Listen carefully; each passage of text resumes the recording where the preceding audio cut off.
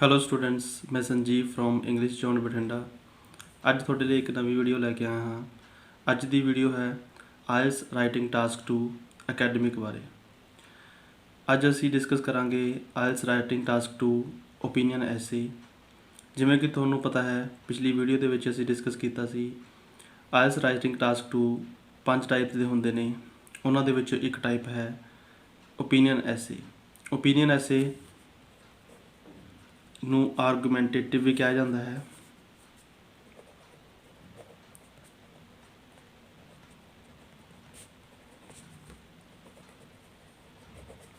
ਤੁਸੀਂ ਓਪੀਨੀਅਨ ਐਸੇ ਵੀ ਕਹਿ ਸਕਦੇ ਹੋ, ਆਰਗੂਮੈਂਟੇਟਿਵ ਐਸੇ ਵੀ ਕਹਿ ਸਕਦੇ ਹੋ। ਹਾਂਜੀ, ਓਪੀਨੀਅਨ ਐਸੇ ਦੀ ਪਛਾਣ ਕੀ ਹੁੰਦੀ ਹੈ, ਕਿਸ ਤਰ੍ਹਾਂ ਤੁਸੀਂ ਪਛਾਣ ਸਕਦੇ ਹੋ? ਇਹਦੀ ਵਰਡਿੰਗ, ਐਗਜ਼ਾਮ ਦੇ ਵਿੱਚ ਤੁਹਾਨੂੰ ਵਰਡਿੰਗ ਕਿਸ ਤਰੀਕੇ ਦੀ ਆਏਗੀ? ਇੱਕ ਸਟੇਟਮੈਂਟ ਦਿੱਤੀ ਹੁੰਦੀ ਹੈ, ਕੋਈ ਵੀ ਸਟੇਟਮੈਂਟ ਉੱਥੇ ਆ ਸਕਦੀ ਹੈ। ਉਸ ਸਟੇਟਮੈਂਟ ਦੇ ਨੀਚੇ ਲਿਖਿਆ ਹੁੰਦਾ ਹੈ ਡੂ ਯੂ ਐਗਰੀ ਔਰ disagree with the statement, ਜਾਂ ਫਿਰ ਉਹਨਾਂ ਨੇ ਲਿਖਿਆ ਹੁੰਦਾ ਹੈ to what extent do you agree, ਜਾਂ ਫਿਰ ਲਿਖਿਆ ਹੁੰਦਾ ਹੈ how far do you agree or disagree। ਸੋ ਇਸ ਤਰੀਕੇ ਨਾਲ 3 ਟਾਈਪਸ ਦੀ ਉੱਤੇ ਵਰਡਿੰਗ ਆ ਸਕਦੀ ਹੈ ਤੁਹਾਨੂੰ। ਕਿਵੇਂ? Do you agree or disagree, to what extent do you agree or disagree, and how far do you agree or disagree. ਕਿਸ ਹੱਦ ਤੱਕ ਤੁਸੀਂ ਇਸ ਚੀਜ਼ ਨਾਲ ਅਗਰੀ ਹੋ। ਪਹਿਲੀ ਸਟੇਟਮੈਂਟ ਦਾ ਮਤਲਬ ਹੈ ਕਿ ਤੁਸੀਂ ਇਸ ਸਟੇਟਮੈਂਟ ਨਾਲ, ਦਿੱਤੀ ਹੋਈ ਸਟੇਟਮੈਂਟ ਨਾਲ ਅਗਰੀ ਹੋ ਜਾਂ ਡਿਸਅਗਰੀ ਹੋ। ਨੈਕਸਟ ਦਾ ਮਤਲਬ ਹੈ ਟੂ ਵਟ ਐਕਸਟੈਂਟ, ਕਿਸ ਹੱਦ ਤੱਕ ਤੁਸੀਂ ਦਿੱਤੀ ਹੋਈ ਸਟੇਟਮੈਂਟ ਨਾਲ ਅਗਰੀ ਹੋ ਜਾਂ ਡਿਸਅਗਰੀ ਹੋ। How far do you agree or disagree, ਕਿਸ ਹੱਦ ਤੱਕ, ਕਿੱਥੋਂ ਤੱਕ, ਕਿੰਨਾ ਕੁ ਤੁਸੀਂ ਇਸ ਸਟੇਟਮੈਂਟ ਨਾਲ ਅਗਰੀ ਹੋ ਜਾਂ ਡਿਸਅਗਰੀ ਹੋ। ਸੋ ਇਸ ਤਰੀਕੇ ਨਾਲ ਇਹ ਸਟੇਟਮੈਂਟ ਤੁਹਾਨੂੰ ਐਗਜ਼ਾਮ ਦੇ ਵਿੱਚ ਆ ਸਕਦੀ ਹੈ। ਇਸ ਵੀਡੀਓ ਦੇ ਵਿੱਚ ਅਸੀਂ ਦੇਖਾਂਗੇ ਕਿਸ ਤਰੀਕੇ ਨਾਲ ਅਸੀਂ ਇਸ ਐਸੇ ਟਾਈਪ ਨੂੰ ਅਟੈਂਪਟ ਕਰਨਾ ਹੈ, ਕਿੰਨੇ ਪੈਰਾਗ੍ਰਾਫਸ ਲਿਖਣੇ ਹੈ, ਕਿਸ ਤਰੀਕੇ ਦਾ ਸਟਰਕਚਰ ਹੋਵੇਗਾ, ਅਤੇ ਤੁਹਾਡਾ ਓਪੀਨੀਅਨ ਜਾਂ ਜਿਸ ਨੂੰ ਆਪਾਂ ਥੀਸਿਸ ਸਟੇਟਮੈਂਟ ਕਹਿ ਦਿੰਦੇ ਹਾਂ, ਉਹ ਕਦੋਂ ਤੇ ਕਿੱਥੇ ਲਿਖੀ ਜਾਵੇਗੀ। ਹਾਂਜੀ, ਅਸੀਂ ਦੇਖਦੇ ਹਾਂ ਨੈਕਸਟ ਓਪੀਨੀਅਨ ਐਸੇ, ਜਿਹੜਾ ਕਿ ਅਸੀਂ ਦੇਖਿਆ ਹੈ ਅਗਰੀ ਡਿਸਅਗਰੀ ਵਾਲਾ ਐਸੇ ਹੁੰਦਾ ਹੈ। ਦੇਖੋ, ਕਾਫੀ ਸਟੂਡੈਂਟਸ ਦੀ ਇਹ ਕਾਮਨ ਮਿਸਟੇਕ ਹੁੰਦੀ ਹੈ ਵੀ ਜੇ ਉਹਨਾਂ ਨੂੰ ਅਗਰੀ ਜਾਂ ਡਿਸਅਗਰੀ ਪੁੱਛਿਆ ਹੈ ਤਾਂ ਵੀ ਸੇਮ ਉਹ ਥੀਸਿਸ ਸਟੇਟਮੈਂਟ ਲਿਖਦੇ ਨੇ, ਜੇ ਵਾਟ ਐਕਸਟੈਂਟ ਲਿਖਿਆ ਹੈ ਤਾਂ ਵੀ ਉਹ ਸੇਮ ਵਰਡਿੰਗ ਲਿਖਦੇ ਨੇ। ਬਟ ਦੋਨਾਂ ਦੇ ਵਿੱਚ ਥੋੜ੍ਹਾ ਜਿਹਾ ਡਿਫਰੈਂਸ ਹੁੰਦਾ ਹੈ। ਥੋੜ੍ਹਾ ਜਿਹਾ ਡਿਫਰੈਂਸ ਦੇ ਨਾਲ ਅਸੀਂ ਸਟੇਟਮੈਂਟ ਲਿਖਦੇ ਹਾਂ, ਆਪਣਾ ਥੀਸਿਸ ਸਟੇਟਮੈਂਟ ਲਿਖਦੇ ਹਾਂ, ਕਿਉਂਕਿ ਐਗਜ਼ਾਮੀਨਰ ਨੇ ਜੇ ਵਾਟ ਐਕਸਟੈਂਟ ਦੇ ਵਿੱਚ ਪੁੱਛਿਆ ਹੈ ਤਾਂ ਇਸੇ ਦੇ ਵਿੱਚ ਆਪਾਂ ਜਵਾਬ ਦੇਣਾ ਹੈ। ਜੇ ਉਹਨਾਂ ਨੇ ਅਗਰੀ ਜਾਂ ਡਿਸਅਗਰੀ ਦੇ ਵਿੱਚ ਲਿਖਿਆ ਹੈ ਤਾਂ ਇਸੇ ਤਰੀਕੇ ਨਾਲ ਅਸੀਂ ਜਵਾਬ ਦੇਣਾ ਹੈ, ਅਗਰੀ ਜਾਂ ਡਿਸਅਗਰੀ। ਹੁਣ ਅਸੀਂ ਦੇਖਦੇ ਹਾਂ ਨੈਕਸਟ, ਇਹਦੇ ਵਿੱਚ ਅਸੀਂ ਇੰਟਰੋਡਕਸ਼ਨ, ਫਸਟ ਤੇ ਇੰਟਰੋਡਕਸ਼ਨ ਆਉਂਦੀ ਹੈ, ਫਿਰ ਬੋਡੀ ਪੈਰਾਗ੍ਰਾਫ 1 ਲਿਖਿਆ ਜਾਂਦਾ ਹੈ, ਐਂਡ ਬੋਡੀ ਪੈਰਾਗ੍ਰਾਫ 2 ਲਿਖਿਆ ਜਾਂਦਾ ਹੈ, ਐਂਡ ਦੈਨ ਕਨਕਲੂਜਨ ਲਿਖਿਆ ਜਾਂਦਾ ਹੈ। ਇੱਕ ਟਾਈਪ ਤਾਂ ਇਹ ਹੈ ਸਟਰਕਚਰ ਦੀ। ਸੈਕਿੰਡ ਟਾਈਪ ਕੀ ਹੈ? ਇੰਟਰੋਡਕਸ਼ਨ ਲਿਖੀ ਜਾਂਦੀ ਹੈ, ਬੋਡੀ ਪੈਰਾਗ੍ਰਾਫ 1 ਲਿਖਿਆ ਜਾਂਦਾ ਹੈ, ਬੋਡੀ ਪੈਰਾਗ੍ਰਾਫ 2 ਲਿਖਿਆ ਜਾਂਦਾ ਹੈ, body paragraph 3 and then conclusion.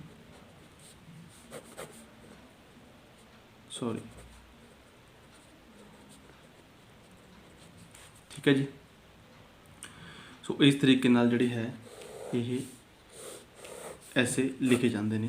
2 ਤਰੀਕੇ ਨੇ, ਇੱਕ ਤਾਂ ਬੋਡੀ ਪੈਰਾਗ੍ਰਾਫਸ 2 ਲਿਖੇ ਜਾਣਗੇ, ਇੱਕ ਬੋਡੀ ਪੈਰਾਗ੍ਰਾਫ 3 ਲਿਖੇ ਜਾਣਗੇ। ਹੁਣ ਅਸੀਂ ਦੇਖਦੇ ਹਾਂ ਕਦੋਂ ਅਸੀਂ ਬੋਡੀ ਪੈਰਾਗ੍ਰਾਫ 2 ਵਾਲਾ ਸਟਰਕਚਰ ਲਿਖਣਾ ਹੈ ਅਤੇ ਕਦੋਂ ਅਸੀਂ ਬੋਡੀ ਪੈਰਾਗ੍ਰਾਫ 3 ਵਾਲਾ ਸਟਰਕਚਰ ਲਿਖਣਾ ਹੈ। ਦੇਖੋ ਜੀ, ਜੇ ਤਾਂ ਤੁਹਾਨੂੰ ਉਹਨਾਂ ਨੇ ਪੁੱਛਿਆ ਹੈ ਡੂ ਯੂ ਅਗਰੀ ਔਰ disagree with the statement ਕਿ ਤੁਸੀਂ ਅਗਰੀ ਹੋ ਜਾਂ ਡਿਸਐਗਰੀ ਹੋ ਸਟੇਟਮੈਂਟ ਦੇ ਨਾਲ। ਇੱਥੇ ਤੁਹਾਡਾ ਕੋਈ ਵੀ ਓਪੀਨੀਅਨ ਹੋ ਸਕਦਾ ਹੈ, ਤੁਹਾਡਾ ਕੋਈ ਵੀ ਆਪਦਾ ਆਰਗੂਮੈਂਟ ਹੋ ਸਕਦਾ ਹੈ ਕਿ ਤੁਸੀਂ ਅਗਰੀ ਹੋ। ਜੇ ਤੁਸੀਂ ਟੋਟਲੀ ਅਗਰੀ ਹੋ ਜਾਂ ਫਿਰ ਤੁਸੀਂ ਟੋਟਲੀ ਡਿਸਐਗਰੀ ਹੋ, ਠੀਕ ਹੈ ਜੀ। ਜਾਂ ਫਿਰ ਤੁਸੀਂ ਪਾਰਸ਼ਲੀ ਅਗਰੀ ਵੀ ਹੋ ਸਕਦੇ ਹੋ ਜਾਂ ਇੱਥੇ ਡਿਸਐਗਰੀ ਵੀ ਲਿਖਿਆ ਜਾ ਸਕਦਾ ਹੈ, ਠੀਕ ਹੈ ਜੀ। ਤੁਸੀਂ 3 ਤਰੀਕੇ ਨਾਲ ਇਸ ਐਸੇ ਨੂੰ ਅਟੈਂਪਟ ਕਰ ਸਕਦੇ ਹੋ। ਜਾਂ ਤਾਂ ਉਸ ਨਾਲ ਟੋਟਲੀ ਅਗਰੀ ਹੋ ਸਕਦੇ ਹੋ ਜਾਂ ਟੋਟਲੀ ਡਿਸਐਗਰੀ ਹੋ ਸਕਦੇ ਹੋ ਜਾਂ ਪਾਰਸ਼ਲੀ ਅਗਰੀ ਜਾਂ ਡਿਸਐਗਰੀ ਤੁਸੀਂ ਲਿਖ ਸਕਦੇ ਹੋ। ਟੋਟਲੀ ਦਾ ਮਤਲਬ ਹੈ ਪੂਰੀ ਤਰ੍ਹਾਂ ਨਾਲ ਤੁਸੀਂ ਉਸ ਚੀਜ਼ ਨਾਲ ਸਹਿਮਤ ਹੋ, ਪੂਰੀ ਤਰ੍ਹਾਂ ਅਸਹਿਮਤ ਹੋ। ਐਂਡ ਪਾਰਸ਼ਲੀ ਦਾ ਮਤਲਬ ਹੈ ਤੁਸੀਂ ਸਹਿਮਤ ਵੀ ਹੋ ਅਤੇ ਅਸਹਿਮਤ ਵੀ ਹੋ, ਤੁਸੀਂ ਫੇਵਰ ਦੇ ਵਿੱਚ ਵੀ ਹੋ, ਤੁਸੀਂ ਅਗੇਂਸਟ ਵੀ ਹੋ, ਠੀਕ ਹੈ ਜੀ। ਇਸ ਤਰੀਕੇ ਨਾਲ ਇਹ 3 ਤਰੀਕੇ ਨਾਲ ਅਟੈਂਪਟ ਕੀਤਾ ਜਾਊਗਾ। ਜਦੋਂ ਅਸੀਂ ਫੁਲੀ ਅਗਰੀ ਹੁੰਦੇ ਹਾਂ ਜਾਂ ਫੁਲੀ ਡਿਸਐਗਰੀ ਹੁੰਦੇ ਹਾਂ, ਜਦੋਂ ਅਸੀਂ ਫੁਲੀ ਅਗਰੀ ਹੁੰਦੇ ਹਾਂ ਜਾਂ ਡਿਸਐਗਰੀ ਹੁੰਦੇ ਹਾਂ, ਉਦੋਂ ਅਸੀਂ ਬੋਡੀ ਪੈਰਾਗ੍ਰਾਫਸ 3 ਲਿਖਣੇ ਹੁੰਦੇ ਨੇ। ਇੰਟਰੋਡਕਸ਼ਨ ਲਿਖੀ ਜਾਂਦੀ ਹੈ, ਬੋਡੀ ਪੈਰਾਗ੍ਰਾਫ 1 ਲਿਖਿਆ ਜਾਂਦਾ ਹੈ, ਬੋਡੀ ਪੈਰਾਗ੍ਰਾਫ 2 ਲਿਖਿਆ ਜਾਂਦਾ ਹੈ, ਬੋਡੀ ਪੈਰਾਗ੍ਰਾਫ 3 ਲਿਖਿਆ ਜਾਂਦਾ ਹੈ ਐਂਡ ਦੈਨ ਕੰਕਲੂਜਨ। ਜਦੋਂ ਤੁਸੀਂ ਟੋਟਲੀ ਅਗਰੀ ਜਾਂ ਟੋਟਲੀ ਡਿਸਐਗਰੀ ਦੀ ਗੱਲ ਕਰ ਰਹੇ ਹੋ। ਜਦੋਂ ਤੁਸੀਂ ਪਾਰਸ਼ਲੀ ਦੀ ਗੱਲ ਕਰ ਰਹੇ ਹੋ ਵੀ ਤੁਸੀਂ ਪਾਰਸ਼ਲੀ ਅਗਰੀ ਜਾਂ ਡਿਸਐਗਰੀ ਹੋ, ਤਾਂ ਤੁਸੀਂ ਕਿਹੜਾ ਸਟਰਕਚਰ ਲਿਖੋਗੇ? ਤੁਸੀਂ ਲਿਖੋਗੇ introduction, body paragraph 1, body paragraph 2 and then conclusion. Means total paragraphs 4 ਬਣਾਓਗੇ ਜੇ ਤੁਸੀਂ ਪਾਰਸ਼ਲੀ ਅਗਰੀ ਜਾਂ ਡਿਸਐਗਰੀ ਹੋ। ਜੇ ਤੁਸੀਂ ਟੋਟਲੀ ਅਗਰੀ ਜਾਂ ਡਿਸਐਗਰੀ ਹੋ, ਟੋਟਲੀ ਅਗਰੀ ਹੋ, ਟੋਟਲੀ ਡਿਸਐਗਰੀ ਹੋ, ਤਾਂ ਬੋਡੀ ਪੈਰਾਗ੍ਰਾਫ 3 ਲਿਖੋਗੇ। ਮੀਨਸ ਟੋਟਲ ਪੈਰਾਗ੍ਰਾਫਸ ਕਿੰਨੇ ਹੋਣਗੇ? 5। ਇਹਦੇ ਵਿੱਚ ਟੋਟਲ ਪੈਰਾਗ੍ਰਾਫਸ ਹੋਣਗੇ 4 ਇਨਕਲੂਡਿੰਗ ਇੰਟਰੋਡਕਸ਼ਨ ਐਂਡ ਕੰਕਲੂਜਨ, ਠੀਕ ਹੈ ਜੀ। ਅਸੀਂ ਹੁਣ ਨੈਕਸਟ ਮੂਵ ਕਰਦੇ ਹਾਂ, ਤੁਹਾਨੂੰ ਮੈਂ ਕਲੀਅਰ ਕਰਦਾ ਅੱਗੇ। ਨੈਕਸਟ ਤੁਸੀਂ ਸਟੇਟਮੈਂਟ ਕਿਸ ਤਰੀਕੇ ਨਾਲ ਲਿਖਣੀ ਹੈ? ਥੀਸਿਸ ਸਟੇਟਮੈਂਟ ਜਿਹਨੂੰ ਕਹਿ ਦਿੰਦੇ ਹਾਂ, ਥੀਸਿਸ ਸਟੇਟਮੈਂਟ ਜਾਂ ਫਿਰ ਯੂਰ ਓਪੀਨੀਅਨ, ਉਹ ਤੁਸੀਂ ਇੰਟਰੋਡਕਸ਼ਨ ਦੇ ਵਿੱਚ ਲਿਖੋਗੇ। ਕਿੱਥੇ ਲਿਖੋਗੇ? ਇੰਟਰੋਡਕਸ਼ਨ। ਤੁਸੀਂ ਇੰਟਰੋਡਕਸ਼ਨ ਦੇ ਵਿੱਚ ਆਪਣਾ ਓਪੀਨੀਅਨ ਤੁਸੀਂ ਲਿਖੋਗੇ। ਇੰਟਰੋਡਕਸ਼ਨ ਲਿਖਣ ਵੇਲੇ ਕਿਹੜੀਆਂ ਚੀਜ਼ਾਂ ਦਾ ਧਿਆਨ ਰੱਖਣਾ ਹੁੰਦਾ ਹੈ? ਇੰਟਰੋਡਕਸ਼ਨ ਲਿਖਣ ਵੇਲੇ ਪਹਿਲਾਂ ਜਨਰਲ ਸਟੇਟਮੈਂਟ ਲਿਖੀ ਜਾਂਦੀ ਹੈ। ਸੈਕਿੰਡ 'ਤੇ ਜੋ ਤੁਹਾਨੂੰ ਟੌਪਿਕ ਦਿੱਤਾ ਹੋਇਆ ਹੈ, ਟੌਪਿਕ ਜਾਂ ਤੁਹਾਡਾ ਐਸੇ,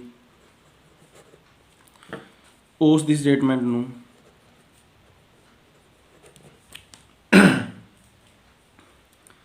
ਤੁਹਾਡੇ ਐਸੇ ਦੀ ਸਟੇਟਮੈਂਟ ਨੂੰ ਤੁਸੀਂ ਪੈਰਾਫਰੇਜ਼ ਕਰਕੇ ਲਿਖਦੇ ਹੋ। ਪੈਰਾਫਰੇਜ਼ ਦਾ ਮਤਲਬ ਹੁੰਦਾ ਹੈ ਆਪਣੇ ਸ਼ਬਦਾਂ ਦੇ ਵਿੱਚ ਲਿਖਦੇ ਹੋ, ਠੀਕ ਹੈ ਜੀ। ਸੈਕਿੰਡ 'ਤੇ ਲਿਖਿਆ ਜਾਂਦਾ ਹੈ। ਐਂਡ ਦੈਨ ਥਰਡ 'ਤੇ ਯੂਰ ਓਪੀਨੀਅਨ, ਤੁਹਾਡਾ ਓਪੀਨੀਅਨ ਲਿਖਿਆ ਜਾਂਦਾ ਹੈ। ਥੀਸਿਸ ਸਟੇਟਮੈਂਟ ਜਿਹਨੂੰ ਕਹਿ ਦਿੰਦੇ ਆ, ਉਹ ਲਿਖੀ ਜਾਂਦੀ ਹੈ। ਪਹਿਲਾਂ ਜਰਨਲ ਸਟੇਟਮੈਂਟ, ਜਰਨਲ ਲਾਈਨ, ਫਿਰ ਤੁਹਾਡਾ ਐਸੇ ਦਾ ਜੋ ਕੁਐਸਚਨ ਉਹਨਾਂ ਨੇ ਪੁੱਛਿਆ ਹੈ ਉਹਨੂੰ ਪੈਰਾਫਰੇਜ਼ ਕਰਕੇ, ਐਂਡ ਦੈਨ ਯੂਰ ਓਪੀਨੀਅਨ, ਤੁਹਾਡਾ ਓਪੀਨੀਅਨ। ਥੀਸਿਸ ਸਟੇਟਮੈਂਟ ਵੀ ਤੁਸੀਂ ਅਗਰੀ ਹੋ ਜਾਂ ਡਿਸਐਗਰੀ ਹੋ ਜਾਂ ਪਾਰਸ਼ਲੀ ਅਗਰੀ ਹੋ ਜਾਂ ਡਿਸਐਗਰੀ ਹੋ, ਠੀਕ ਹੈ ਜੀ। ਹੁਣ ਅਸੀਂ ਦੇਖਦੇ ਹਾਂ ਇਹਨੂੰ ਲਿਖਦੇ ਕਿਵੇਂ ਆ। ਹਾਂਜੀ, ਜਦੋਂ ਤੁਸੀਂ ਟੋਟਲੀ ਅਗਰੀ ਹੋ ਤੁਸੀਂ ਲਿਖੋਗੇ I totally agree with the statement लिख दो या दिस स्टेटमेंट लिख दो। टोटली की जगह तो कंप्लीटली भी लिख सकते हो, कंप्लीटली, टोटली ਜਾਂ ਫੁੱਲੀ ਵੀ ਲਿਖ ਸਕਦੇ ਹੋ। ਐਂਡ ਜਦੋਂ ਤੁਸੀਂ ਡਿਸਐਗਰੀ ਹੋ ਤਾਂ ਇੱਥੇ ਤੁਸੀਂ ਡਿਸਐਗਰੀ ਲਿਖੋਗੇ, I totally disagree with the statement ਜਾਂ this statement। ਠੀਕ ਹੈ ਜੀ, ਇਹ ਤੁਹਾਡੀ ਥੀਸਿਸ ਸਟੇਟਮੈਂਟ ਹੈ, ਜੋ ਤੁਹਾਡਾ ਓਪੀਨੀਅਨ ਹੈ ਉਹ ਤੁਸੀਂ ਇੰਟਰੋਡਕਸ਼ਨ ਦੇ ਵਿੱਚ ਲਿਖਣਾ ਹੈ। ਐਂਡ ਬਿਲਕੁਲ ਇੰਟਰੋਡਕਸ਼ਨ ਦੀ ਲਾਸਟ ਲਾਈਨ ਲਿਖਣੀ ਹੈ, ਆਈ ਟੋਟਲੀ ਅਗਰੀ ਜਾਂ ਡਿਸਐਗਰੀ ਵਿਦ ਦਿਸ ਸਟੇਟਮੈਂਟ। ਤੁਸੀਂ ਫੁੱਲੀ ਵੀ ਲਿਖ ਸਕਦੇ ਹੋ, ਠੀਕ ਹੈ ਜੀ, ਕੰਪਲੀਟਲੀ ਵੀ ਲਿਖ ਸਕਦੇ ਹੋ। ਇਹਨਾਂ ਤਿੰਨਾਂ ਦੇ ਵਿੱਚੋਂ ਕੋਈ ਵਰਡ ਤੁਸੀਂ ਚੂਜ਼ ਕਰ ਸਕਦੇ ਹੋ। ਜਦੋਂ ਤੁਸੀਂ ਪਾਰਸ਼ਲੀ ਲਿਖਣਾ ਹੈ, ਤੁਸੀਂ ਲਿਖਣਾ ਹੈ ਆਈ ਪਾਰਸ਼ਲੀ ਅਗਰੀ ਲਿਖ ਦਿਓ, ਚਾਹੇ ਡਿਸਐਗਰੀ ਲਿਖ ਦਿਓ ਵਿਦ ਦ, ਚਾਹੇ ਡਿਸਐਗਰੀ ਵੀ ਲਿਖ ਸਕਦੇ ਹੋ, ਦ ਜਾਂ ਦਿਸ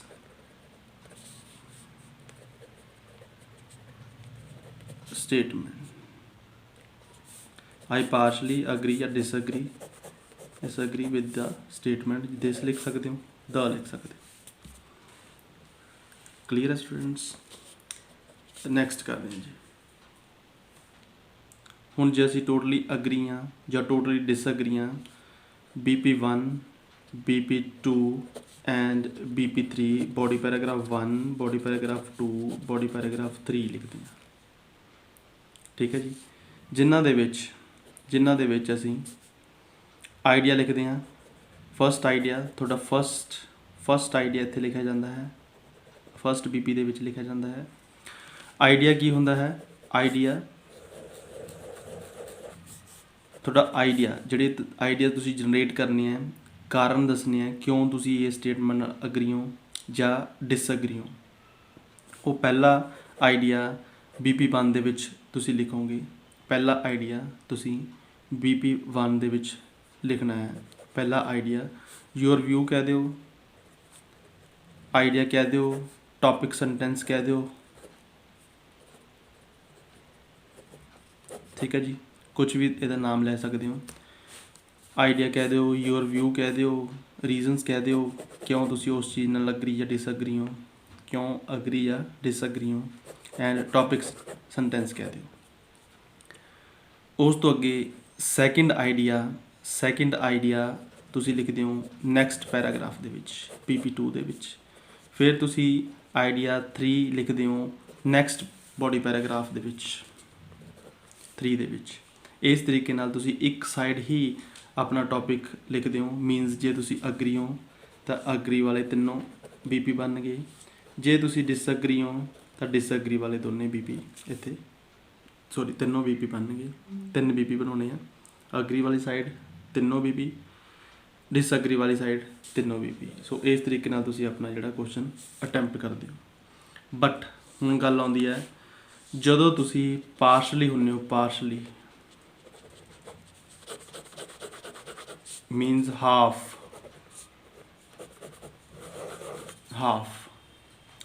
एक साइड हो, हाफ दूसरी साइड हो।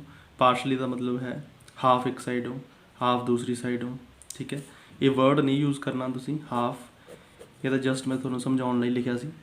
पार्शली लिख सकते हो तुसी, पार्शली अग्री या डिसएग्री, दोनों का मतलब इको ही है, पार्शली अग्री या डिसएग्री। ਹੁਣ ਤੁਸੀਂ ਇੰਟਰੋਡਕਸ਼ਨ ਲਿਖਦੇ ਹੋ, BP1 ਲਿਖੋਗੇ, BP2 ਲਿਖੋਗੇ ਐਂਡ ਦੈਨ ਕਨਕਲੂਜਨ ਲਿਖੋਗੇ। ਇਹਦੇ ਵਿੱਚ BP1 ਐਂਡ 2 ਹੀ ਬਣਨਗੇ, ਥਰਡ BP ਨਹੀਂ ਬਣੇਗਾ। ਹੁਣ BP1 ਦੇ ਵਿੱਚ ਕੀ ਲਿਖ ਸਕਦੇ ਹਾਂ, BP2 ਦੇ ਵਿੱਚ ਕੀ ਲਿਖ ਸਕਦੇ ਹਾਂ। BP1 ਦੇ ਵਿੱਚ ਤੁਸੀਂ ਅਗਰੀ ਵਾਲੀ ਸਾਈਡ 2 ਆਈਡੀਆਜ਼ ਲਿਖਣੇ ਨੇ, idea 1 and idea 2। Second BP ਦੇ ਵਿੱਚ ਡਿਸਐਗਰੀ ਵਾਲੀ side, disagree idea 1 and idea 2। Means ਦੋਨੇ ਪੈਰਾਗ੍ਰਾਫਸ ਦੇ ਵਿੱਚ ਤੁਸੀਂ ਦੋ ਆਈਡੀਆਜ਼ ਲਿਖੋਗੇ। ਪਹਿਲੇ ਪੈਰਾਗ੍ਰਾਫ ਦੇ ਵਿੱਚ ਅਗਰੀ ਵਾਲੇ ਆਈਡੀਆਜ਼ ਲਿਖੋਗੇ, ਦੂਸਰੇ ਪੈਰਾਗ੍ਰਾਫ ਦੇ ਵਿੱਚ ਡਿਸਅਗਰੀ ਵਾਲੇ ਲਿਖੋਗੇ। ਕਿਉਂਕਿ ਤੁਸੀਂ ਇਹ ਸਟੇਟਮੈਂਟ ਨਾਲ ਪਾਰਸ਼ਲੀ ਅਗਰੀ ਜਾਂ ਪਾਰਸ਼ਲੀ ਡਿਸਅਗਰੀ ਹੋਏ ਹੋ, ਤਾਂ ਇਹਦਾ ਮਤਲਬ ਹੈ ਤੁਸੀਂ ਦੋਨੇ ਸਾਈਡ ਗੱਲ ਕਰੋਗੇ। ਪਾਰਸ਼ਲੀ ਅਗਰੀ ਜਾਂ ਪਾਰਸ਼ਲੀ ਡਿਸਅਗਰੀ ਲਿਖਦੇ ਹੋ, ਦੋਨੋਂ ਸਾਈਡ ਗੱਲ ਕਰੋਗੇ। BP1 ਦੇ ਵਿੱਚ ਤੁਸੀਂ ਅਗਰੀ ਵਾਲੇ 2 ਪੁਆਇੰਟਸ ਦਿਓਗੇ, BP2 ਦੇ ਵਿੱਚ ਡਿਸਅਗਰੀ ਵਾਲੇ 2 ਪੁਆਇੰਟਸ ਦਿਓਗੇ। ਸੋ ਇਸ ਤਰੀਕੇ ਨਾਲ ਦੋਨੇ ਪੁਆਇੰਟਸ ਲਿਖਣ ਤੋਂ ਬਾਅਦ ਤੁਸੀਂ ਕਨਕਲੂਜਨ ਲਿਖੋਗੇ। ਸੋ ਇਹਦੇ ਵਿੱਚ ਟੋਟਲ ਪੈਰਾਗ੍ਰਾਫਸ ਬਣਨਗੇ 4 ਐਂਡ ਪਹਿਲਾਂ ਵਾਲੇ ਦੇ ਵਿੱਚ ਟੋਟਲ ਪੈਰਾਗ੍ਰਾਫ ਬਣਨਗੇ 5 ਇਨਕਲੂਡਿੰਗ ਇੰਟਰੋਡਕਸ਼ਨ ਐਂਡ ਕਨਕਲੂਜਨ। ਸੋ ਇਸ ਤਰੀਕੇ ਨਾਲ ਅਸੀਂ ਸਟਰਕਚਰ ਤਿਆਰ ਕਰਦੇ ਹਾਂ। ਨੈਕਸਟ ਅਸੀਂ ਦੇਖਦੇ ਹਾਂ, ਜਦੋਂ ਸਾਨੂੰ ਕੁਐਸਚਨ ਟੂ ਵਾਟ ਐਕਸਟੈਂਟ ਜਾਂ how far do you agree or ਡਿਸਅਗਰੀ wording ਦੇ ਵਿੱਚ ਆਉਂਦਾ ਹੈ, ਉਦੋਂ ਅਸੀਂ ਥੀਸਿਸ ਸਟੇਟਮੈਂਟ ਕਿਸ ਤਰੀਕੇ ਨਾਲ ਲਿਖਣੀ ਹੁੰਦੀ ਹੈ। ਸੋ ਅਸੀਂ ਦੇਖਦੇ ਹਾਂ, ਕੁਐਸਚਨ ਪੁੱਛਿਆ ਜਾਂਦਾ ਹੈ to what extent do you agree or ਡਿਸਅਗਰੀ,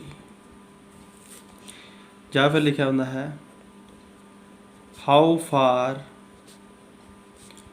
do you agree or disagree. ਠੀਕ ਹੈ ਜੀ, ਇਹ ਦੋ ਤਰੀਕੇ ਨਾਲ ਕੁਐਸਚਨ ਲਿਖਿਆ ਆ ਸਕਦਾ ਹੈ।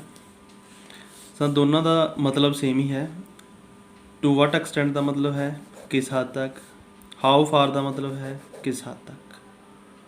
ਠੀਕ ਹੈ, ਸੋ ਇਸ ਤਰੀਕੇ ਨਾਲ ਤੁਸੀਂ ਜਿਹੜਾ ਹੈ ਕੁਐਸਚਨ ਦੇਖ ਸਕਦੇ ਹੋ ਐਗਜ਼ਾਮ ਦੇ ਵਿੱਚ।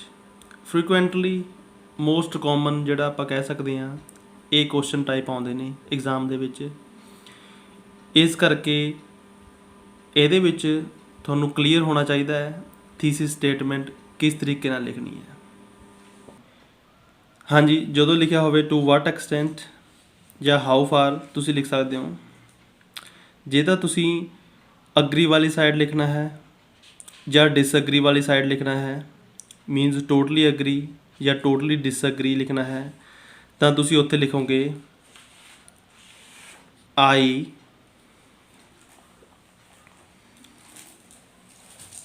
ਅਗਰੀ ਜਾਂ ਫਿਰ ਡਿਸਅਗਰੀ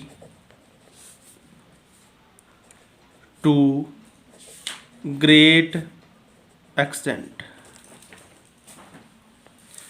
ਆਈ ਅਗਰੀ, ਜੇ ਅਗਰੀ ਹੋ ਤਾਂ ਅਗਰੀ ਲਿਖ ਦੇਣਾ ਹੈ, ਜੇ ਡਿਸਅਗਰੀ ਹੋ ਤੁਸੀਂ ਤਾਂ ਡਿਸਅਗਰੀ ਲਿਖ ਦੇਣਾ ਹੈ। ਆਈ ਅਗਰੀ ਜਾਂ disagree to great extent. Great extent ਦਾ ਮਤਲਬ ਹੁੰਦਾ ਹੈ ਮੀਨਸ 90-95%, ਬਹੁਤ ਹੱਦ ਤੱਕ, ਮੀਨਸ ਜ਼ਿਆਦਾਤਰ ਤੁਸੀਂ ਅਗਰੀ ਹੋ ਜਾਂ ਡਿਸਅਗਰੀ ਹੋ, ਇੱਕ ਪਾਸੇ ਹੀ ਹੋ। ਸੋ ਗ੍ਰੇਟ ਐਕਸਟੈਂਟ। ਸੋ ਇਹ ਐਸੇ ਨੂੰ ਲਿਖਣ ਵੇਲੇ ਤੁਸੀਂ ਇੱਕ ਸਾਈਡ ਹੀ ਲਿਖੋਗੇ। ਇੱਕ ਸਾਈਡ ਮੀਨਸ ਜੇ ਤਾਂ ਤੁਸੀਂ ਅਗਰੀ ਲਿਖਿਆ ਹੈ ਤਾਂ ਅਗਰੀ ਵਾਲੇ ਸਾਈਡ ਲਿਖੋਗੇ, ਜੇ ਤੁਸੀਂ ਡਿਸਅਗਰੀ ਲਿਖਿਆ ਹੈ ਤਾਂ ਡਿਸਅਗਰੀ ਲਿਖੋਗੇ। ਸੇਮ ਪੈਟਰਨ ਫੋਲੋ ਕਰਾਂਗੇ ਇੱਥੇ। Introduction, body paragraph 1, body paragraph 2 and body paragraph 3। ਇਹ 3 ਪੈਰਾਗ੍ਰਾਫਸ ਦੇ ਵਿੱਚ ਫਸਟ ਪੈਰਾਗ੍ਰਾਫ ਦੇ ਵਿੱਚ ਅਗਰੀ ਵਾਲਾ ਇੱਕ idea, first idea. Second body paragraph ਦੇ ਵਿੱਚ ਅਗਰੀ ਵਾਲਾ ਸੈਕਿੰਡ ਆਈਡੀਆ, ਫਿਰ ਅਗਰੀ ਵਾਲਾ ਥਰਡ ਆਈਡੀਆ। ਮੀਨਸ ਤੁਸੀਂ ਜੇ ਗ੍ਰੇਟ ਐਕਸਟੈਂਟ ਲਿਖ ਰਹੇ ਹੋ ਤਾਂ ਇੱਕ ਸਾਈਡ ਹੀ ਲਿਖੋਗੇ। ਜੇ ਤੁਸੀਂ ਡਿਸਅਗਰੀ ਲਿਖਿਆ ਹੈ ਤਾਂ ਵੀ ਤੁਸੀਂ ਸੇਮ ਲਿਖੋਗੇ। ਡਿਸਅਗਰੀ ਦਾ first VP, second VP disagree ਦਾ, ਐਂਡ ਥਰਡ VP ਡਿਸਅਗਰੀ ਦਾ, ਐਂਡ ਦੈਨ ਕਨਕਲੂਜਨ। ਠੀਕ ਹੈ ਜੀ, ਇਹ ਹੈ ਗ੍ਰੇਟ ਐਕਸਟੈਂਟ। ਇਹ ਤੁਹਾਡੀ ਥੀਸਿਸ ਸਟੇਟਮੈਂਟ ਹੈ, ਆਈ ਅਗਰੀ ਜਾਂ ਫਿਰ ਡਿਸਅਗਰੀ ਟੂ ਗ੍ਰੇਟ ਐਕਸਟੈਂਟ। ਜੇ ਤੁਸੀਂ ਸਮ ਐਕਸਟੈਂਟ ਲਿਖਦੇ ਹੋ ਵੀ ਮੈਂ ਕੁਝ ਹੱਦ ਤੱਕ ਇਸ ਚੀਜ਼ ਨਾਲ ਸਹਿਮਤ ਹਾਂ, ਤੁਸੀਂ ਲਿਖਦੇ ਹੋ ਆਈ ਅਗਰੀ ਜਾਂ disagree to some extent with the statement I agree ਜਾਂ disagree to some extent. Some extent ਦਾ ਮਤਲਬ ਹੁੰਦਾ ਹੈ ਕੁਝ ਹੱਦ ਤੱਕ, ਮੀਨਸ ਇੱਥੇ ਤੁਸੀਂ ਪਾਰਸ਼ਲੀ ਦੀ ਗੱਲ ਕਰ ਰਹੇ ਹੋ, ਇੱਥੇ ਤੁਸੀਂ ਪਾਰਸ਼ਲੀ ਦੀ ਗੱਲ ਕਰ ਰਹੇ ਹੋ, ਇੱਥੇ ਤੁਸੀਂ ਉੱਪਰ ਟੋਟਲੀ ਦੀ ਗੱਲ ਕਰ ਰਹੇ ਸੀ। ਠੀਕ ਹੈ ਜੀ। ਤਾਂ ਸੇਮ ਇਹਦੇ ਵਿੱਚ ਤੁਸੀਂ ਪੈਟਰਨ ਫੋਲੋ ਕਰੋਗੇ ਜੋ ਅਸੀਂ ਪਾਰਸ਼ਲੀ ਦੇ ਵਿੱਚ ਕਰਦੇ ਸੀ। Introduction, body paragraph 1, body paragraph 2 and conclusion।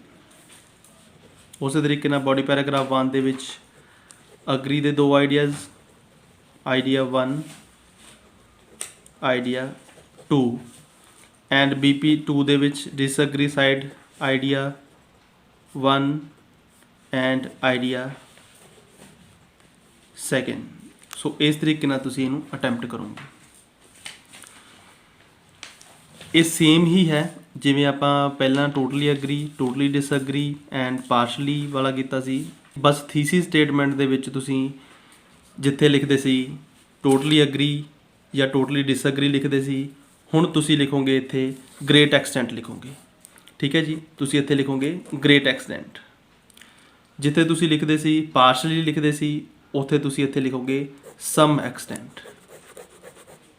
ਸੋ ਇਹੀ ਥੋੜ੍ਹਾ ਜਿਹਾ ਡਿਫਰੈਂਸ ਹੈ ਜੋ ਤੁਹਾਡੀ ਪੂਰੀ ਦੀ ਪੂਰੀ ਸਟੇਟਮੈਂਟ ਨੂੰ ਇੱਕ ਪ੍ਰੋਪਰ ਟਾਸਕ ਅਚੀਵਮੈਂਟ ਵਾਲੀ ਪੋਜੀਸ਼ਨ ਦੇ ਵਿੱਚ ਲੈ ਜਾਂਦਾ ਹੈ, ਕਿਉਂਕਿ ਐਗਜ਼ਾਮੀਨਰ ਜਿਸ ਟਾਈਪ ਦਾ ਕੁਐਸਚਨ ਪੁੱਛਦਾ ਹੈ ਉਸੇ ਤਰੀਕੇ ਨਾਲ ਤੁਸੀਂ ਆਨਸਰ ਕਰਨਾ ਹੁੰਦਾ ਹੈ।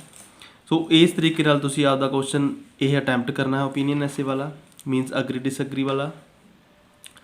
ਅਗਰੀ ਡਿਸਐਗਰੀ ਵਾਲੇ ਦੇ ਵਿੱਚ ਜੇ ਤੁਹਾਨੂੰ ਹਜੇ ਵੀ ਕੋਈ ਪ੍ਰੋਬਲਮ ਹੈ ਤਾਂ ਤੁਸੀਂ ਕਮੈਂਟ ਬਾਕਸ ਦੇ ਵਿੱਚ ਕਮੈਂਟ ਕਰੋ। ਨੈਕਸਟ ਅਸੀਂ ਦੇਖਦੇ ਹਾਂ ਕਿਸ ਤਰੀਕੇ ਨਾਲ ਅਸੀਂ ਇਹਨਾਂ ਨੂੰ ਅਟੈਂਪਟ ਕਰ ਸਕਦੇ ਹਾਂ। ਪ੍ਰੋਪਰ ਮੈਂ ਇੱਕ ਐਗਜ਼ਾਮਪਲ ਲੈ ਕੇ ਐਗਜ਼ਾਮਪਲ ਨੂੰ ਇਲੈਬੋਰੇਟ ਕਰੂੰਗਾ ਥੋੜ੍ਹਾ ਜਿਹਾ। ਹਾਂਜੀ, ਅਸੀਂ ਐਗਜ਼ਾਮਪਲ ਦੇਖਦੇ ਹਾਂ।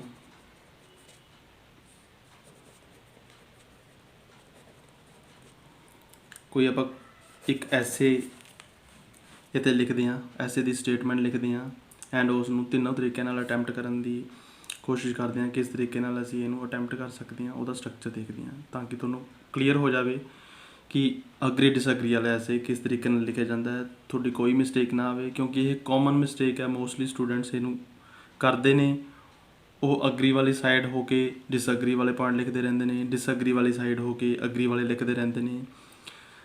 ਅਗਰੀ ਵਾਲੀ ਸਾਈਡ ਜੇ ਤੁਸੀਂ ਹੋ ਤਾਂ ਡਿਸਐਗਰੀ ਵਾਲੇ ਪੁਆਇੰਟ ਨਹੀਂ ਲਿਖੋਗੇ, ਜੇ ਡਿਸਐਗਰੀ ਹੋ ਤਾਂ ਡਿਸਐਗਰੀ ਦੇ ਪੁਆਇੰਟ ਹੀ ਚੱਲਣਗੇ। ਠੀਕ ਹੈ ਜੀ। ਸੋ ਐਗਜ਼ਾਮਪਲ ਅੱਜ ਅਸੀਂ ਕੋਈ ਇਹੋ ਜਿਹੇ ਲੈਂਦੇ ਹਾਂ ਜਿਹੜਾ ਅੱਜ ਦਾ ਕੋਈ ਟੌਪਿਕ ਚੱਲ ਰਿਹਾ ਹੋਵੇ, ਇੰਟਰਸਟਿੰਗ ਟੌਪਿਕ। ਅੱਜ ਦਾ ਇੰਟਰਸਟਿੰਗ ਟੌਪਿਕ ਹੀ ਚੱਲ ਰਿਹਾ ਹੈ, ਤੁਸੀਂ ਕਹਿ ਸਕਦੇ ਹੋ ਅੱਜ ਦਾ ਇੰਟਰਸਟਿੰਗ ਟੌਪਿਕ ਹੈ। ਆਪਾਂ ਹੁਣ ਇਲੈਕਸ਼ਨ ਹੋ ਗਏ ਹਟੇ ਹੈ, ਆਪਾਂ ਆਮ ਆਦਮੀ ਪਾਰਟੀ ਦੀ ਗੱਲ ਕਰ ਲੈਂਦੇ ਹਾਂ। ਮੈਜੋਰਿਟੀ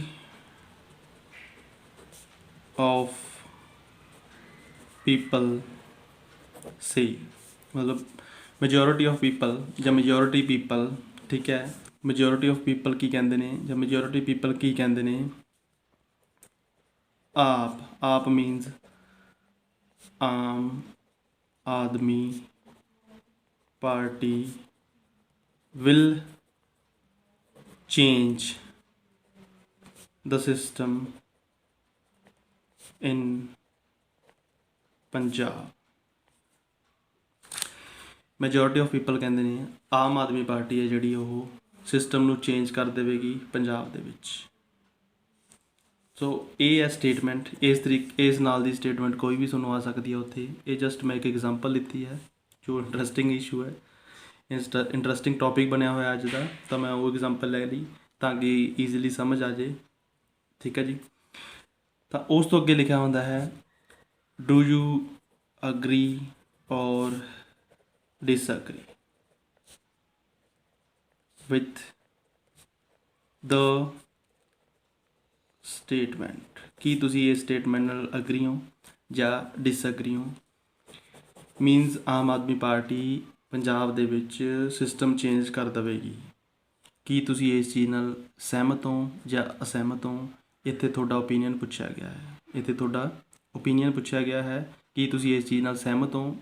ਜੋ ਲੋਕ ਜੋ ਸਟੂਡੈਂਟ ਜਾਂ ਜੋ ਲੋਕ ਇਸ ਚੀਜ਼ ਨਾਲ ਸਹਿਮਤ ਨੇ ਉਹ ਕਹਿੰਦੇ ਨੇ ਟੋਟਲੀ ਅਗਰੀ, ਤਾਂ ਤੁਸੀਂ ਟੋਟਲੀ ਅਗਰੀ ਲਿਖੋਗੇ। ਜੋ ਕਹਿੰਦੇ ਨੇ ਟੋਟਲੀ ਡਿਸਐਗਰੀ ਆ ਵੀ ਨਹੀਂ ਉਹ ਚੇਂਜ ਕਰਦੇ, ਸੋ ਤੁਸੀਂ ਟੋਟਲੀ ਡਿਸਐਗਰੀ ਲਿਖੋਗੇ। ਐਂਡ ਕੁਝ ਲੋਕ ਇਹੋ ਜਿਹੇ ਵੀ ਨੇ ਜੋ ਕਹਿੰਦੇ ਨੇ ਵੀ ਅਸੀਂ ਪਾਰਸ਼ਲੀ ਆ, ਇਹ ਚੇਂਜ ਕਰ ਵੀ ਸਕਦੇ ਨੇ ਨਹੀਂ ਵੀ ਕਰ ਸਕਦੇ, ਸੋ ਉਹ ਪਾਰਸ਼ਲੀ ਲਿਖਣਗੇ। ਸੋ ਹੁਣ ਮੈਨੂੰ ਲੱਗਦਾ ਕਾਫੀ ਹੱਦ ਤੱਕ ਤੁਹਾਨੂੰ ਸਮਝ ਆ ਗਿਆ ਹੋਵੇਗਾ ਅਗਰੀ ਡਿਸਐਗਰੀ ਵਾਲਾ ਐਸੇ ਕਿਸ ਤਰੀਕੇ ਨਾਲ ਲਿਖੀਦਾ ਹੈ। ਮੀਨਸ ਤੁਸੀਂ ਇੱਥੇ ਲਿਖ ਸਕਦੇ ਹੋ ਆਈ ਟੋਟਲੀ ਅਗਰੀ, ਜਾਂ ਤੁਸੀਂ ਇੱਥੇ ਲਿਖ ਸਕਦੇ ਹੋ I totally disagree with the statement with the statement। ਠੀਕ ਹੈ ਜੀ, ਤੁਸੀਂ ਟੋਟਲੀ ਅਗਰੀ ਹੋ ਜਾਂ ਟੋਟਲੀ ਡਿਸਅਗਰੀ ਹੋ। ਤੁਸੀਂ ਪਾਰਸ਼ਲੀ ਵੀ ਹੋ ਸਕਦੇ ਹੋ। ਕੁਝ ਲੋਕ ਕਹਿਣਗੇ ਵੀ ਪਾਰਸ਼ਲੀ ਆ, ਜਿਹਦੇ ਪਾਰਸ਼ਲੀ ਦਾ ਜਿਹੜਾ ਜਿਨ੍ਹਾਂ ਦਾ ਜਵਾਬ ਹੈ ਉਹ ਲਿਖਣਗੇ ਆਈ ਪਾਰਸ਼ਲੀ ਅਗਰੀ। ਤੁਸੀਂ ਅਗਰੀ ਵੀ ਲਿਖ ਸਕਦੇ ਹੋ, ਡਿਸਅਗਰੀ ਵੀ, ਵੈਸੇ ਅਗਰੀ ਜ਼ਿਆਦਾ ਲਿਖਿਆ ਜਾਂਦਾ ਹੈ, ਡਿਸਅਗਰੀ ਵੀ ਲਿਖ ਸਕਦੇ ਹੋ, ਡਿਸਅਗਰੀ with the statement, with the given statement ਵੀ ਲਿਖ ਸਕਦੇ ਉੱਥੇ, ਜਾਂ with this statement ਵੀ ਲਿਖ ਸਕਦੇ ਹੋ। ਠੀਕ ਹੈ ਜੀ।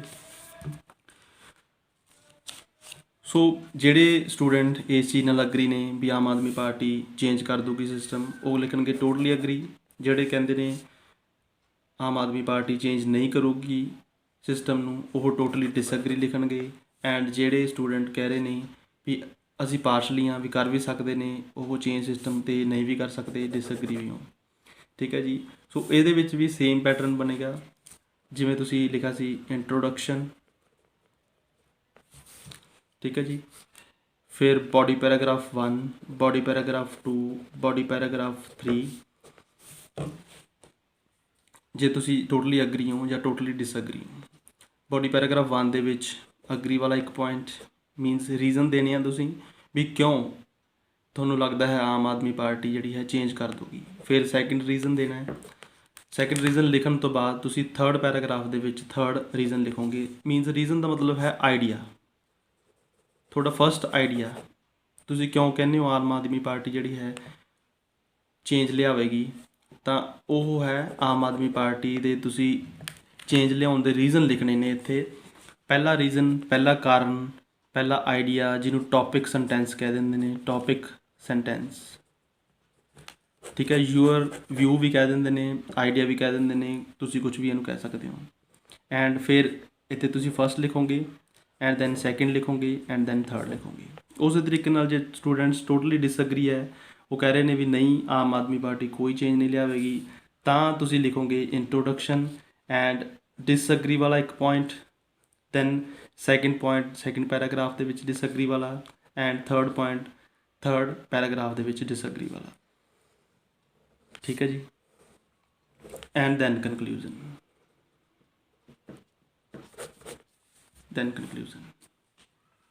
ਓਕੇ। ਸੋ ਨੈਕਸਟ ਹੈ ਜੋ ਆਪਾਂ ਪਹਿਲਾਂ ਕੀਤਾ ਹੈ ਪਾਰਸ਼ਲੀ ਵਾਲਾ। ਪਾਰਸ਼ਲੀ ਦੇ ਵਿੱਚ ਤੁਸੀਂ ਕਿਵੇਂ ਕਰੋਗੇ? ਪਾਰਸ਼ਲੀ ਦੇ ਵਿੱਚ ਇੰਟਰੋਡਕਸ਼ਨ ਲਿਖੀ ਜਾਏਗੀ ਪਹਿਲਾਂ, ਐਂਡ ਦੈਨ ਬੋਡੀ ਪੈਰਾਗ੍ਰਾਫ 1 ਲਿਖਾ ਜਾਏਗਾ, ਦੈਨ ਬੋਡੀ ਪੈਰਾਗ੍ਰਾਫ 2 ਲਿਖਾ ਜਾਏਗਾ, ਐਂਡ ਦੈਨ ਕਨਕਲੂਜਨ ਲਿਖਾ ਜਾਏਗਾ। ਬੋਡੀ ਪੈਰਾਗ੍ਰਾਫ 1 ਦੇ ਵਿੱਚ ਤੁਸੀਂ ਲਿਖੋਗੇ ਅਗਰੀ ਵਾਲੇ ਸਾਈਡ, ਵੀ ਤੁਸੀਂ ਅਗਰੀ ਹੋ, ਕੀ ਅਗਰੀ ਹੋ ਵੀ ਆਮ ਆਦਮੀ ਪਾਰਟੀ ਚੇਂਜ ਲਿਆਊਗੀ ਪੰਜਾਬ ਦੇ ਵਿੱਚ, ਤਾਂ ਤੁਸੀਂ ਦੋ ਆਈਡੀਆਜ਼ ਲਿਖਣੇ ਨੇ ਅਗਰੀ ਦੇ ਇੱਕੋ ਪੈਰਾਗ੍ਰਾਫ ਦੇ ਵਿੱਚ। ਫਿਰ ਤੁਸੀਂ ਅਗਲੇ ਪੈਰਾਗ੍ਰਾਫ ਦੇ ਵਿੱਚ ਸੈਕਿੰਡ ਪੈਰਾਗ੍ਰਾਫ ਦੇ ਵਿੱਚ ਇਹ ਲਿਖੋਗੇ ਆਮ ਆਦਮੀ ਪਾਰਟੀ ਚੇਂਜ ਨਹੀਂ ਲਿਆਊਗੀ ਕਿੰਨਾ ਕਾਰਨਾਂ ਕਰਕੇ। ਇੱਥੇ ਡਿਸਅਗਰੀ ਦਾ ਇੱਕ ਪੁਆਇੰਟ ਐਂਡ ਸੈਕਿੰਡ ਪੁਆਇੰਟ, ਪਹਿਲਾ ਆਈਡੀਆ ਦੂਸਰਾ ਆਈਡੀਆ। ਮੀਨਸ ਤੁਸੀਂ ਪਾਰਸ਼ਲੀ ਸੀ ਇਸ ਕਰਕੇ ਦੋਨੋਂ ਸਾਈਡ ਲਿਖਿਆ। ਜੇ ਤੁਸੀਂ ਟੋਟਲੀ ਅਗਰੀ ਜਾਂ ਡਿਸਅਗਰੀ ਹੋ ਫਿਰ ਤੁਸੀਂ ਦੋਨੇ ਸਾਈਡ ਇੱਕ ਸਾਈਡ ਲਿਖੋਗੇ। ਜੇ ਤੁਸੀਂ ਟੋਟਲੀ ਅਗਰੀ ਹੋ ਜਾਂ ਟੋਟਲੀ ਡਿਸਅਗਰੀ ਹੋ ਤੁਸੀਂ ਇੱਕੋ ਸਾਈਡ 'ਤੇ ਚੱਲੋਗੇ ਵੀ ਅਗਰੀ ਵਾਲੇ ਪੁਆਇੰਟ ਲਿਖੋਗੇ ਜਾਂ ਡਿਸਅਗਰੀ ਵਾਲੇ ਲਿਖੋਗੇ। ਜੇ ਤੁਸੀਂ ਪਾਰਸ਼ਲੀ ਹੋ ਤਾਂ ਦੋਨੇ ਹੀ ਆਈਡੀਆਜ਼ ਲਿਖੋਗੇ ਦੋ BP ਦੇ ਵਿੱਚ। ਠੀਕ ਹੈ ਜੀ। ਇੱਥੋਂ ਤੱਕ ਜਿਹੜਾ ਅਸੀਂ ਟੋਟਲ ਇਹਦਾ ਸਟਰਕਚਰ ਦੇਖ ਲਿਆ ਵੀ ਸਟਰਕਚਰ ਕੀ ਹੈ। ਇਸ ਤੋਂ ਅੱਗੇ ਜੋ ਵੀ ਵੀਡੀਓਜ਼ ਆਉਣਗੀਆਂ ਅਸੀਂ ਉਹਨਾਂ ਦੇ ਵਿੱਚ ਤੁਹਾਡੇ ਟਾਸਕ 2 ਦੇ ਹਰੇਕ ਪਾਰਟ ਨੂੰ ਕਵਰ ਕਰਾਂਗੇ। ਮੀਨਸ ਇੰਟਰੋਡਕਸ਼ਨ ਕਿਵੇਂ ਲਿਖੀ ਜਾਂਦੀ ਹੈ, ਬੋਡੀ ਪੈਰਾਗ੍ਰਾਫ 1 ਕਿਵੇਂ ਸਟਾਰਟ ਹੁੰਦਾ ਹੈ ਅਤੇ ਉਹਦੇ ਵਿੱਚ ਆਈਡੀਆਜ਼ ਕਿਵੇਂ ਕਰਨੇ ਨੇ, ਐਂਡ ਉਹਨਾਂ ਨੂੰ ਐਕਸਪਲੇਨ ਕਿਵੇਂ ਕਰਨਾ ਹੈ, ਐਂਡ ਦੈਨ ਐਗਜ਼ਾਮਪਲ ਕਿਵੇਂ ਲਿਖਣੀ ਹੈ, ਐਂਡ ਕਨਕਲੂਜ਼ਨ ਕਿਵੇਂ ਲਿਖਣਾ ਹੈ। ਇੰਟਰੋਡਕਸ਼ਨ ਦੇ ਵਿੱਚ ਤੁਹਾਡਾ ਓਪੀਨੀਅਨ ਹੋਣਾ ਚਾਹੀਦਾ ਹੈ, ਜਾਂ ਕਨਕਲੂਜ਼ਨ ਦੇ ਵਿੱਚ ਓਪੀਨੀਅਨ ਕਦੋਂ ਲਿਖਣਾ ਹੈ, ਕਿਹੜੇ ਐਸੇ ਦੇ ਵਿੱਚ ਇੰਟਰੋਡਕਸ਼ਨ ਦੇ ਵਿੱਚ ਓਪੀਨੀਅਨ ਲਿਖਿਆ ਜਾਂਦਾ ਹੈ, ਕਿਹੜੇ ਐਸੇ ਦੇ ਵਿੱਚ ਕਨਕਲੂਜ਼ਨ ਦੇ ਵਿੱਚ ਓਪੀਨੀਅਨ ਲਿਖਿਆ ਜਾਂਦਾ ਹੈ। ਸੋ ਇਹ ਸਾਰੀਆਂ ਚੀਜ਼ਾਂ ਅਸੀਂ ਡਿਸਕਸ ਕਰਾਂਗੇ। 5 ਦੇ 5 ਟਾਈਪਸ ਨੂੰ ਅਸੀਂ ਡਿਸਕਸ ਕਰਾਂਗੇ, ਵੋਕੈਬਲਰੀ ਵਰਡਸ ਡਿਸਕਸ ਕਰਾਂਗੇ, ਕਨੈਕਟਰਸ ਡਿਸਕਸ ਕਰਾਂਗੇ। ਸੋ ਸਾਰੀਆਂ ਚੀਜ਼ਾਂ ਆਉਣ ਵਾਲੀਆਂ ਵੀਡੀਓਜ਼ ਦੇ ਅਸੀਂ ਡਿਸਕਸ ਕਰਾਂਗੇ। ਜੇ ਤੁਹਾਨੂੰ ਕੋਈ ਵੀ ਪ੍ਰੋਬਲਮ ਲੱਗਦੀ ਹੈ ਕਿਸੇ ਵੀ ਮੋਡਿਊਲ ਦੇ ਵਿੱਚ, ਕਿਸੇ ਵੀ ਟਾਸਕ ਦੇ ਵਿੱਚ, ਤੁਸੀਂ ਸਾਨੂੰ ਕਮੈਂਟ ਬਾਕਸ ਦੇ ਵਿੱਚ ਕਮੈਂਟ ਕਰਕੇ ਦੱਸ ਸਕਦੇ ਹੋ। ਜੇ ਅੱਜ ਦੀ ਵੀਡੀਓ ਤੁਹਾਨੂੰ ਚੰਗੀ ਲੱਗੀ, please like, share and subscribe hour channel. Thank you students.